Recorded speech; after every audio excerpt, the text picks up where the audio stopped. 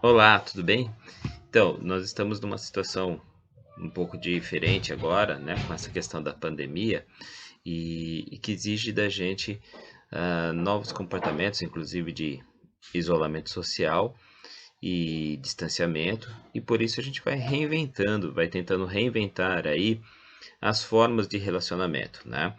Uma delas agora é a questão das aulas nossas, né, que a gente não pode ter aulas presenciais, então nós vamos fazer essas aulas de alguma outra forma remota, distante, e eu resolvi gravar esse vídeo para vocês para tratar de um assunto que a gente começou a falar em sala de aula, mas que a gente não conseguiu se aprofundar muito, né? Que é a questão da Inquisição no Brasil. Vocês se lembram que durante a Reforma Protestante, né, ou seja, o surgimento das igrejas cristãs não católicas, houve uma reação da Igreja Católica em relação a ao surgimento dessas novas igrejas. Dentro dessas reações da Igreja Católica, nós tivemos aí, por exemplo, a criação da Ordem dos Jesuítas, né? Nós tivemos aí a reativação também do Tribunal da Inquisição, um tribunal que tinha surgido lá na Idade Média para julgar crimes, entre aspas, né, obviamente, né, contra a religião. Tudo isso para tentar evitar o avanço do protestantismo.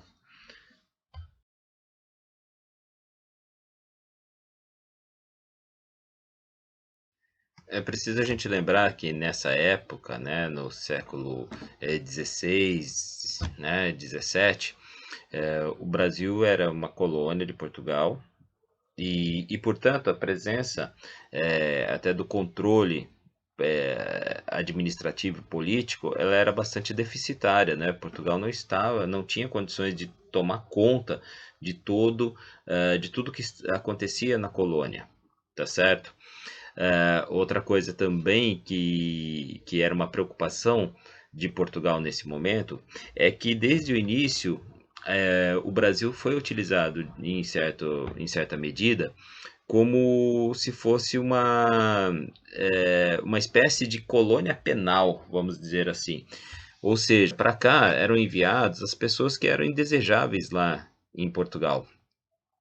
Uma forma de expurgar, né, de limpar a metrópole era mandando para cá, para Degredo, todas as pessoas que eram indesejáveis, seja por questões de opinião religiosa, seja por comportamentos sexuais não admitidos como naturais ou como esperados de uma moral cristã. Também você tem ali pessoas que cometeram crimes e que de repente a pena era mandar para o Brasil. Quando esse número de pessoas indesejáveis começa a ficar muito grande e Portugal não tem o controle exato do que está acontecendo na colônia, essa preocupação chega também à igreja, né? E aí ela começa a mandar para cá padres visitadores da Inquisição. Que é o visitador? O visitador é aquele que vem fazer uma visita, mas é para colher informações e dar início a devassas, a processos para investigar determinadas denúncias.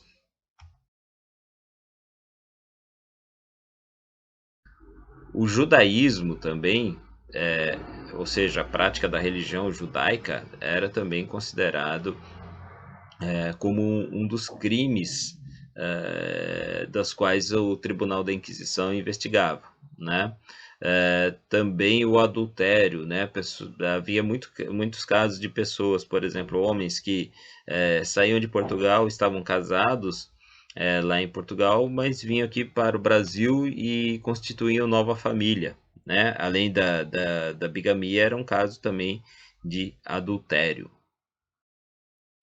Muitos lugares foram visitados, né? Principalmente as cidades maiores, né? Que estavam localizadas no Nordeste, então Recife, a Bahia, né? Salvador, na Bahia, mas também aqui em São Paulo.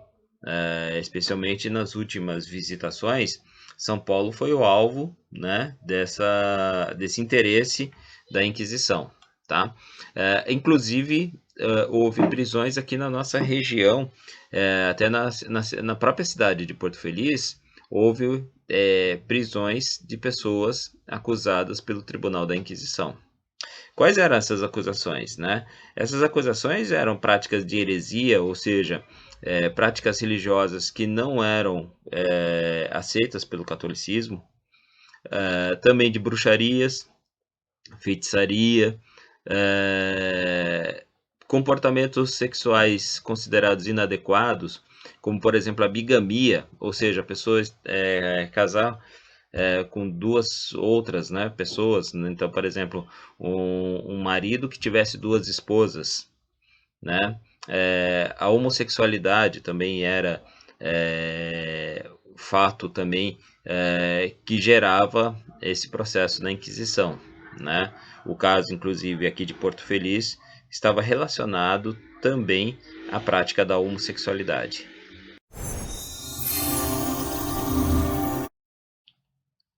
Ainda não foi muito pesquisado profundamente, né, essas visitações da Inquisição aqui no Brasil, né?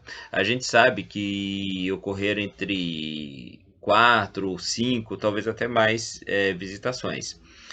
Essas visitações, elas duravam anos. Você imagina só que nós não tínhamos toda a tecnologia que temos hoje, né? Então o transporte de uma região para outra era bastante deficitário, não tinham estradas, não tinham automóveis, não existiam aviões, nem outros meios de transporte que facilitassem esse acesso. Muitas vezes era feito, especialmente na parte do interior, era feito a pé, é, algumas vezes sob lombo de algum animal, né, uma mula, por exemplo, utilizando de canoas para navegação em rios. Então era bastante deficitário.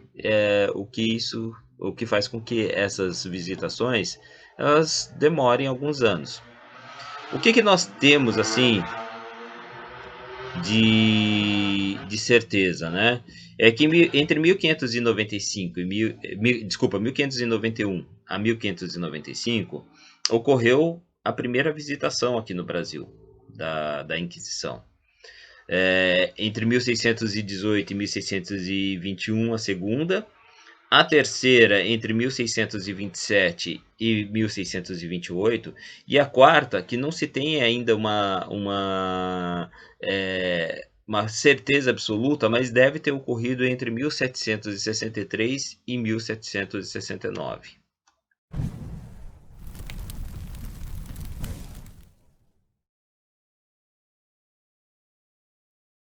Uma vez que era identificado os suspeitos, né? O que acontecia? Abriam-se processos, né?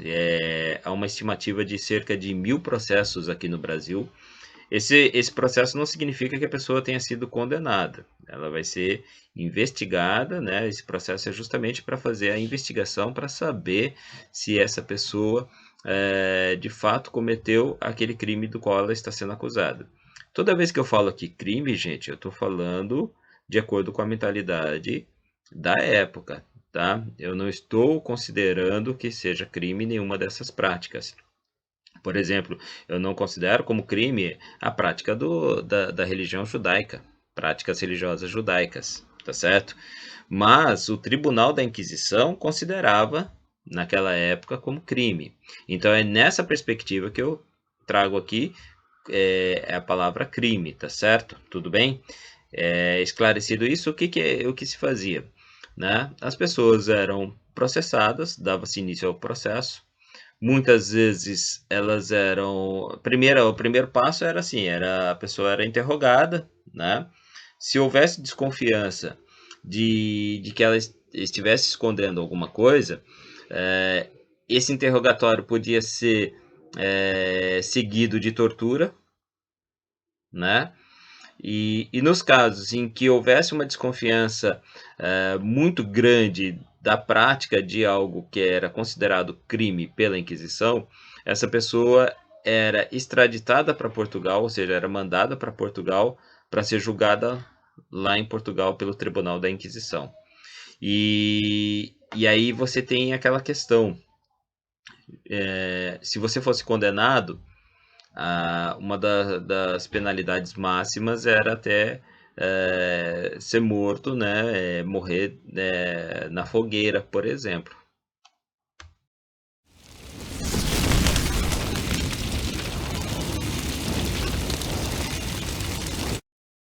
Estudos recentes, como do pesquisador Aldair Carlos Rodrigues, mostram que houve uma estruturação da Igreja aqui no Brasil para fazer funcionar esse Tribunal da Inquisição, né? Lembrando que a Inquisição Portuguesa ela surge em 1536 e ela só é abolida, ela só é extinta em 1821, quando ocorre a Revolução do Porto, né? Mas o Aldair Carlos, ele trouxe uma questão bastante interessante, né? Ele diz assim que de funcionários ligados à instituição aqui no Brasil, ele tinha 200 comissários da Inquisição no setor eclesiástico, né? E agentes civis, ou seja, pessoas que não eram sacerdotes, mas que de alguma forma estavam ligados à instituição da Inquisição aqui no Brasil, eram cerca de 2.000 pessoas, né? O que para a época é um número bastante grande, né?